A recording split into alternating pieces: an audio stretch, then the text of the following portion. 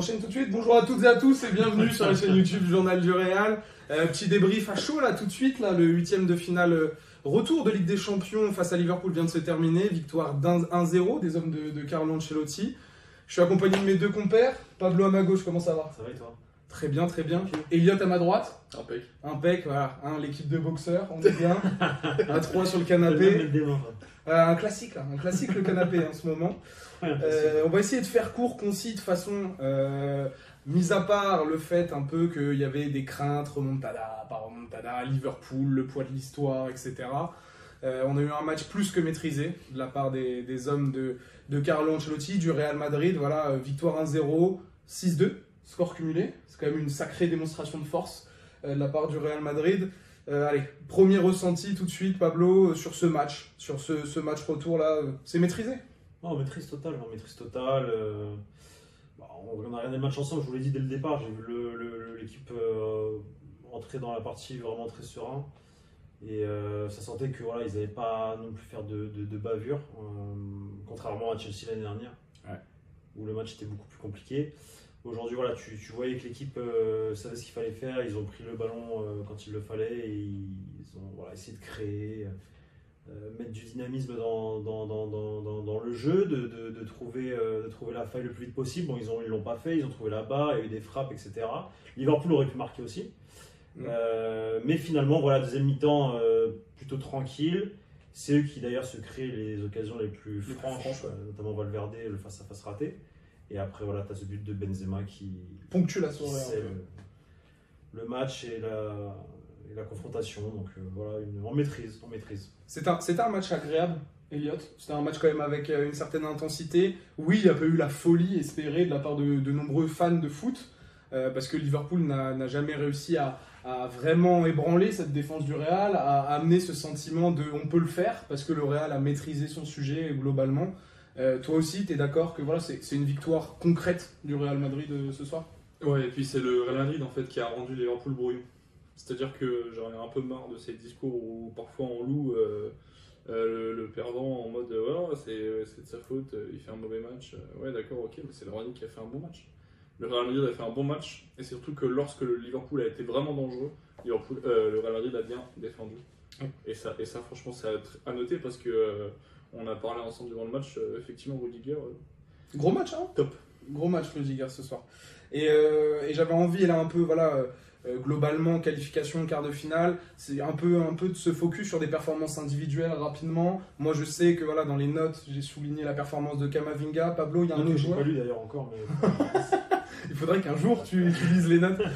Non, mais Camavinga, moi, m'a beaucoup impressionné ce soir. Ouais, moi aussi, hein. Toi aussi, c'est l'homme que tu retiens un peu? Bon, je ne vais pas faire comme toi, mais.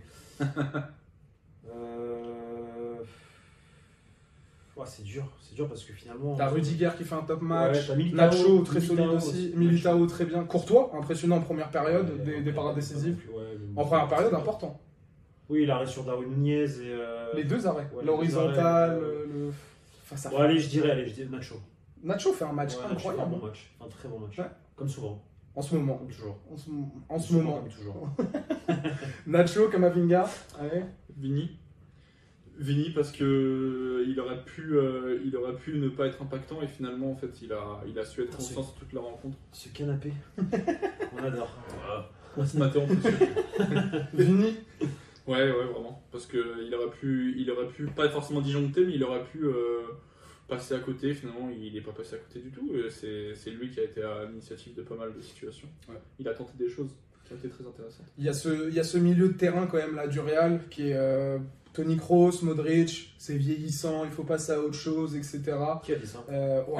Beaucoup de monde surtout récemment. Mais là, je trouve que Camavinga s'est mis à leur hauteur. Il faut passer à autre chose, mais dans des matchs comme ça, ils sont. C'est incroyable. C'est incroyable. Moi, en fait, j'imagine même pas un Real Madrid sans eux l'année prochaine, ou dans 2 ans. C'est compliqué. J'ai même pas envie d'imaginer parce que je sais qu'avec ces mecs-là, quand tu joues la Ligue des Champions, tu sais que voilà, peut-être qu'ils vont perdre, mais ils répondront présent. Et avec un milieu de terrain, par exemple Tchouaméni, Camavinga, Valverde, je sais pas ce que ça peut donner. Ou à l'avenir, Tchouaméni, Camavinga, Bellingham, je sais pas, tu vois. Et c'est des bons joueurs, mais voilà, au moins t'as ces deux mecs-là, assurance tout risque. Puis ils ont encore des choses à donner là, encore une fois ce soir. Mais surtout il reste quoi? Il reste 5 matchs là, pour aller chercher la 15e. À qui le tour? 5 matchs. À qui le tour? Parce que Gallego est en mission. Mais moi je pense que le back-to-back est possible. Genre, ils savent, le tableau est ouvert. Il y a deux monstres. Avant le tirage, Bayern, City, même Naples. Hein. Après Naples, je pense qu'en vrai, j'attends de les voir contre un gros. Parce qu'en Italie, il n'y a pas vraiment de gros. Mais sinon, mis à part ça, ouais. Après, tu peux toujours perdre contre Chelsea ou contre. Tout peut arriver. Même le Benfica. Benfica, ça joue au ballon. Ça joue très bien. Ça joue vraiment bien au ballon, donc faudra voir. Mais moi, je pense que il y a l'effectif pour aller chercher la 15e. Justement, transition toute faite, Elliot. On connaît les 8 qualifiés pour l'écart. Histoire de clôturer un peu cette vidéo, je demanderai ton avis après Pablo et je donnerai le mien. Un tirage que tu as envie de voir, pas forcément le meilleur tirage pour le Real, mais un tirage où tu te dis, ça serait une belle affiche, où tu peux justifier ton choix d'ailleurs.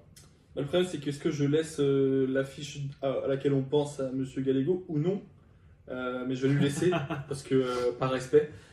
Et moi, j'aurais tendance peut-être à lâcher un petit oui, Real Madrid Benfica, allez, pourquoi pas. Je sais que l'année dernière, c'était l'année dernière qu'on devait peut-être. En 8e. Oui, mais du coup, on devait peut-être l'avoir. Bizarre. Je voulais pas vous lancer dessus, mais bon. Ils ont fait le tirage au sort pour contre le PSG, bref. Mais donc, du coup, pourquoi pas tomber sur ce Benfica qui est peut-être encore plus intéressant que la saison dernière. Et donc, ça donnerait sûrement une double confrontation. Ça n'a rien à voir par rapport à l'année dernière. Bah, rien à voir, faut peut-être pas. Je trouve... Non, attention, faut pas être trop sévère. Je trouve que la saison dernière, ils ont plutôt été intéressants en Ligue des Champions, alors qu'en championnat, ils avaient été décevants, mais on va pas rentrer là-dedans. Mais Nunez, par exemple, avait fait une très belle impact. Voilà. Donc il y avait des choses quand même. Okay. Toi, Pablo? Moi, j'ai envie d'un Real Milan. Ça me rappelle les Real Milan le Real Milan, c'est vraiment les matchs de quand j'étais gamin, et juste pour l'affiche en fait. Le Milan, c'est pas le grand Milan, mais rien que de me dire qu'il y a un Real Milan, ça me fait kiffer, et j'ai envie d'aller à San Siro. Et il n'y en a pas eu tant que ça en plus. Non, et pour la culture. culture. Tant que ça, c'est sûr. Voilà. Le dernier, c'est en phase de poule. Ouais. En phase finale, il n'y en a pas eu beaucoup. Non, mais il y en a eu. Oui, mais je compte aussi les phases de poule. Ah oui. Mais alors, dans les années 80, il y en a quelques-uns aussi. Oui, mais du coup, ça remonte au final. Oui. Et puis Liverpool, AC Milan, tu fais deux des plus gros mastodontes d'Europe, ça s'enchaîne plutôt bien. C'est les deux institutions européennes après le Real. Moi, j'aimerais bien Napoli parce que j'aime la ville. et non, au-delà de ça, je trouve que cette équipe est vraiment très intéressante. Et c'est l'équipe à la mode, c'est l'équipe peut-être la plus en forme presque en Europe cette saison. Et je pense que ça sera un excellent défi pour Naples, pour vraiment dire voilà, on est une des meilleures équipes d'Europe cette saison si on arrive à éliminer le Real Madrid. Et le Real Madrid, ça serait aussi un gros affrontement contre une équipe qui, oui, n'a pas le pédigré de Liverpool, mais qui, cette saison, est vraiment une équipe plus que solide. Donc, ça serait un gros step. Je les jouerais plus en demi. Ouais, mais dès le quart, parce qu'en demi, il y a ce truc de se dire, bah, nous, on est le Real, eux, c'est Napoli. Et tu sais, la pression de on joue le Real en demi, ils vont se chier dessus. Elle est décuplée. Alors qu'en quart, c'est différent. Les quarts, déjà, ils peuvent se dire bon, allez, vas-y, on le joue, c'est pas grave. On joue notre chance. Et ils passent. À voir. Demi, c'est bien. Ce genre d'équipe en demi, c'est très bien. Parce que normalement, c'est ticket assuré pour la finale. Réponse vendredi midi. Je suis habitué. Réponse vendredi midi. De toute façon, c'est le tirage, si je ne me trompe pas. Oui, c'est vendredi. Hein. Ouais, vendredi midi, on aura notre adversaire pour les quarts de finale de Ligue des Champions. Classico à venir dès ce week-end. Grosse semaine de compétition pour le Real Madrid.